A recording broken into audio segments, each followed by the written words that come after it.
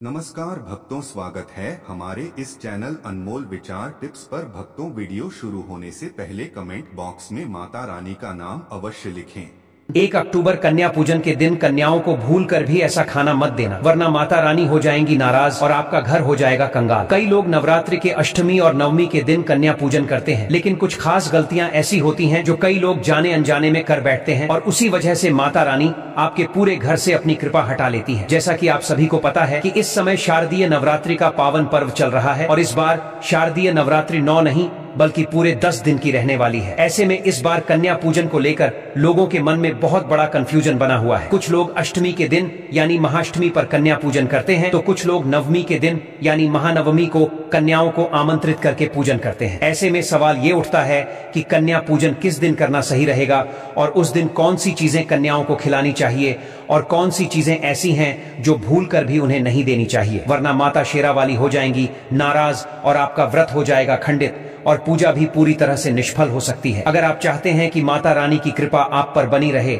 आपके घर में सुख शांति हो, लक्ष्मी का वास हो और आपके जीवन की सारी कामनाएं पूरी हों, तो ध्यान रखिएगा कि कन्या पूजन करते समय गलती से भी ये एक विशेष चीज कन्याओं को ना खिलाएं, वरना पूरे परिवार को इसका भारी दुष्परिणाम भुगतना पड़ सकता है। माता रानी आपसे सदा के लिए रूठ सकती हैं और लक्ष्मी माता भी आपके घर से विदा ले सकती हैं। दोस्तों, अगर आप भी अपने जीवन से दरिद्रता, गरीबी और कंगाली को दूर करना चाहते हैं तो आज मेरी एक बात मान लीजिए और इस वीडियो को बड़े ध्यान से अंत तक देखिए, ताकि कन्या पूजन से जुड़ा हर एक कंफ्यूजन आपके मन से दूर हो जाए। साथ ही यह भी जानिए कि कन्या पूजन में कन्याओं को कौन सी चीजें उपहार स्वरूप देनी चाहिए और कौन सी वस्तुएं भूलकर भी उनके सामने नहीं रखनी चाहिए। भक्तों, कन्या पूजन के बाद जो अखंड ज्योति जलाई जाती है उसकी ज्योत के साथ क्या करना चाहिए, कलश के नीचे रखे चावल का क्या करना है, नारियल का क्या उपयोग करना चाहिए, यह सारी जानकारी आपको इस वीडियो में मिलेगी। इतना ही नहीं, हम आपको यह भी बताएंगे कि इस बार कन्या पूजन कब किया जाएगा, महाअष्टमी की पूजा का शुभ मुहूर्त क्या है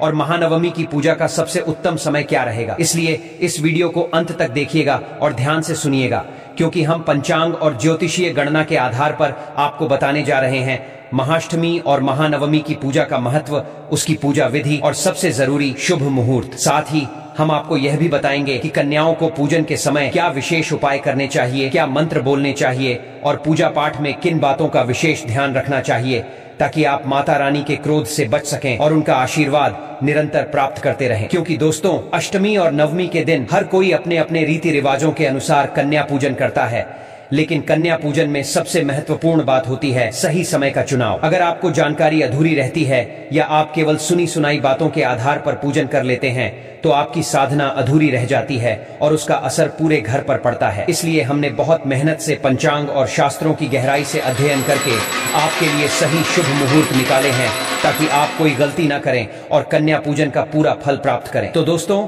अब देर मत कीजिए, वीडियो को अभी शेयर कर दीजिए ताकि और लोगों को भी सटीक जानकारी मिल सके।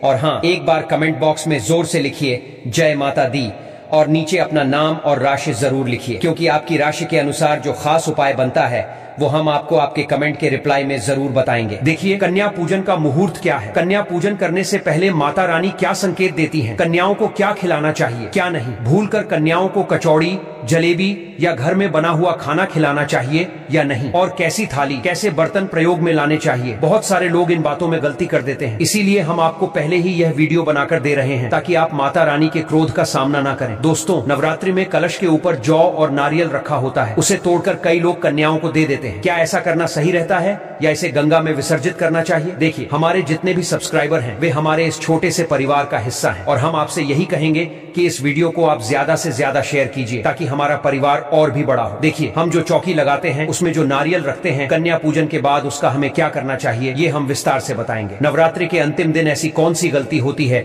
जो भूलकर भी नहीं करनी चाहिए, ये भी जानिए। गलती से भी कन्याओं को ऐसा खाना खिला दिया जाए जो माता को स्वीकार न हो तो पूरा घर बर्बाद हो सकता है। इस बार की नवरात्रि 9 नहीं बल्कि पूरे 10 दिन की है, जो कि शुभ फल लेकर आई है। लेकिन अगर आपने 9 दिन की मेहनत के बाद अंतिम दिन कोई गलती कर दी तो पूरी पूजा का फल व्यर्थ चला जाएगा। इसलिए सावधानी बहुत जरूरी है। अब बात आती है किस उम्र की कन्याओं को देवी का स्वरूप माना जाता है। दोस्तों, ये सब जानकारी आपको इस वीडियो में प्राप्त होने वाली है। अष्टमी या नवमी के इस पावन पर्व पर जब आप 9 कन्याओं को यानी कि नवदुर्गा के 9 रूपों को भोजन कराते हैं तो वो भोजन माता के अंश को प्राप्त होता है। उन 9 कन्याओं को माता का स्वरूप माना गया है। जब आप सच्चे मन से उनका पूजन करते हैं तो समस्त पाप, कष्ट पीड़ा, पितृदोष, राहु दोष, मंगल दोष दूर होते हैं। यहाँ तक कि घर की कंगाली भी समाप्त होती है। जिन दंपतियों को संतान नहीं होती है, अगर वे दोनों मिलकर कन्याओं का पूजन करें और उन्हें उपहार स्वरूप एक विशेष वस्तु दें और उस समय मन से अपनी कामना को कहें, तो अगली नवरात्रि तक माता रानी कृपा बरसा सकती हैं और आपको खुशखबरी मिल सकती है। नवरात्रि में कन्या पूजन करने से माता रानी की असीम कृपा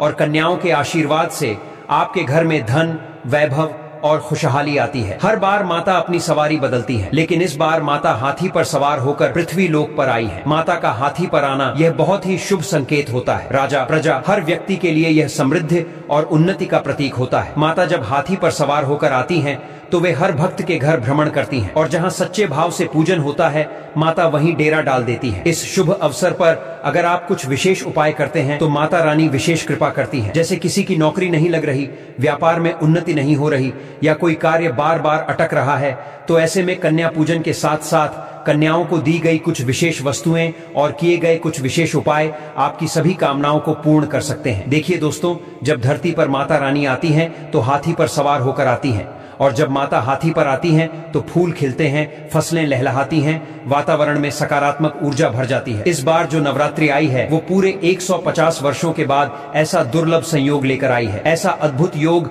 कई वर्षों में एक बार देखने को मिलता है। देखिए, आप सभी को पता है कि यह साल 2025 बहुत ही ज्यादा भयंकर साल है। ऐसे में अगर कोई व्यक्ति किसी आपदा या दुर्घटना से बच जाता है, तो समझिए उस पर साक्षात देवी देवताओं की कृपा बनी हुई है। लेकिन अगर इस साल किसी को थोड़ी सी भी हानि हो रही है, तो उसके नवग्रह खराब चल रहे हैं और माता रानी का आशीर्वाद भी उसे नहीं मिल पा रहा है। इसलिए यह साल 2025 बहुत ही सावधानी बरतने वाला साल है और अभी इसका अंत नहीं हुआ है। जब तक यह साल समाप्त नहीं हो जाता, तब तक अपने जीवन को सुखमय और कष्टों से मुक्त रखने के लिए नवरात्रि के विशेष उपाय जरूर करें और खास करके कन्या पूजन के समय यानी महाअष्टमी और नवमी के दिन यह उपाय जरूर करें। भक्त इस समय अपनी कामनाएं यदि माता रानी के चरणों में अर्पित कर देते हैं, तो वे कामनाएं पूरी होती हैं और आने वाले कठिन समय को अपने अनुकूल बना लेते हैं। यहाँ तक कि जीवन में आने वाले 10 से 12 साल तक कोई दुख या संकट नहीं आता, चाहे पूजा पाठ करें या ना करें। दोस्तों, आपको बता दें कि इस बार की नवरात्रि बहुत ही पावन और पवित्र मानी जा रही है, क्योंकि इस बार केवल 9 नहीं बल्कि पूरे 10 दिन का संयोग देखने को मिला है। ऐसे में दुर्गा विसर्जन कैसे करना है, अष्टमी और नवमी तिथि की पूजा का विधान क्या है, यह हम आपको पहले बताएंगे। उसके बाद हम आपको बताएंगे कुछ विशेष उपाय और फिर बताएंगे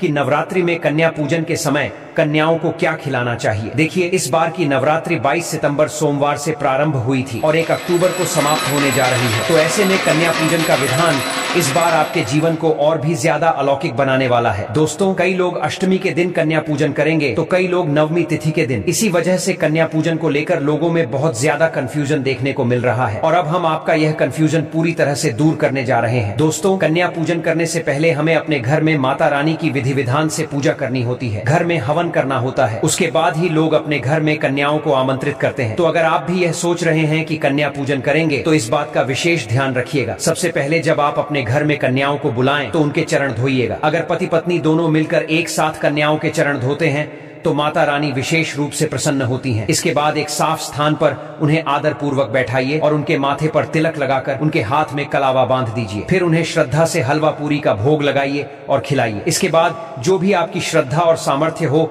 उस अनुसार दान, दक्षिणा या उपहार देकर उनका आशीर्वाद प्राप्त कीजिए। लेकिन यहाँ एक बात बहुत ही जरूरी है, किसी भी कन्या को सिर्फ पैसे मत दीजिए। जो भी उनकी जरूरत की चीजें हों, जैसे वस्त्र, स्टेशनरी, फल, बर्तन या अन्य उपयोगी वस्तुएं, वही चीजें उन्हें उपहार में दीजिए। माता रानी की चुनरी अवश्य खरीद कर लाइए और कन्याओं को वह चुनरी भी अर्पित कीजिए। तो दोस्तों, यह सब सामान समय से मंगा कर रखिएगा। अब बात करते हैं इस बार की नवरात्रि को लेकर भक्तों के मन में जो असमंजस है, उसका कारण यह है कि इस बार नवरात्रि में एक दिन अधिक जुड़ गया है, जिसकी वजह से कन्या पूजन को लेकर कंफ्यूजन हो रहा है। इसलिए चलिए हम आपको स्पष्ट रूप से बता देते हैं कि इस बार कन्या पूजन का मुहूर्त क्या रहने वाला है। उसके बाद हम आपको इस दिन किए जाने वाले विशेष उपायों के बारे में भी बताएंगे। दोस्तों, इस बार नवरात्रि 9 नहीं बल्कि पूरे 10 दिन की है और इसी कारण अष्टमी और नवमी तिथि को लेकर लोगों के मन में असमंजस बना हुआ है, लेकिन अब वह हम दूर करने वाले हैं। ध्यान दीजिएगा, इस बार शारदीय नवरात्रि 22 सितंबर से प्रारंभ हुई थी